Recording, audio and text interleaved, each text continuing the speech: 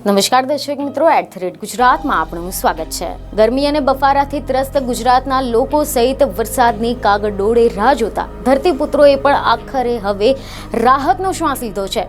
કારણ કે ધીમે ધીમે જ ખરું, પરંતુ આખરે ગુજરાતમાં મેઘરાજાની પધરામણી થઈ છે ખરી। રિપોર્ટ એવા મળી રહ્યા છે કે ગત 26 તારીખથી મુંબઈમાં ચોમાસું નિષ્ક્રિય થઈ ગયું હતું, એટલે કે મોન્સૂન પર બ્રેકની સ્થિતિ સર્જાઈ હતી। અને આવામાં આ સંજોગોમાં 19 દિવસ બાદ ચોમાસાને લઈને શુભ સંકેતો મળ્યા છે।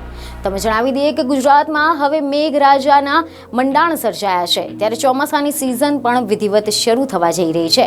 અને મેઘરાજાની આ શરૂઆત હવે બરાબરના ભૂક્કા બોલાવવાની છે, કારણ કે આજથી રાજ્યના અનેક વિસ્તારોમાં વરસાદ ધડબડાટી બોલાવશે તેવી આગાહી સામે આવી છે। કેટલાક અહેવાલ એવા સામે આવ્યા છે કે હવામાન વિભાગની એવી આગાહી છે કે આજે અને આવતીકાલે એટલે કે 15 અને 16 જૂને ચોમાસું સૌરાષ્ટ્ર અને દક્ષિણ ગુજરાત સુધી આવી જશે, અને 17મીએ અમદાવાદ તેમજ મધ્ય ગુજરાતમાં વરસાદ થાય તેવી સંભાવના છે। આ દિવસોમાં મધ્યમથી ભારે વરસાદ થઈ શકે છે।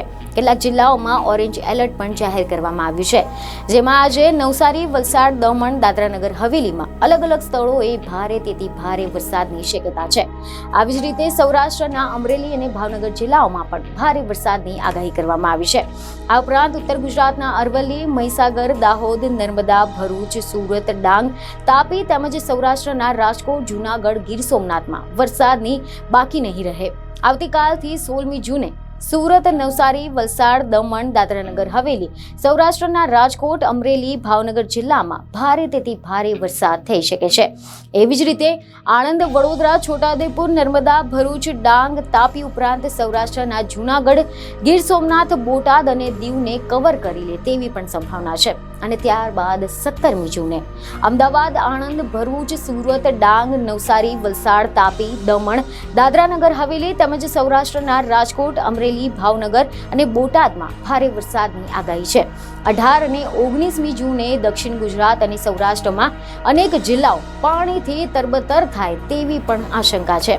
તો આશા રાખીએ છીએ કે તમને આ અપડેટ્સ સારી લાગી હશે, અને આવી જ નવીનતમ અપડેટ્સ માટે ધી લોકસત્તા ચેનલને સબસ્ક્રાઇબ કરો, પેજને ફોલો કરો। બીજની ખબરો સાથે ફરી મળીશું। ધન્યવાદ।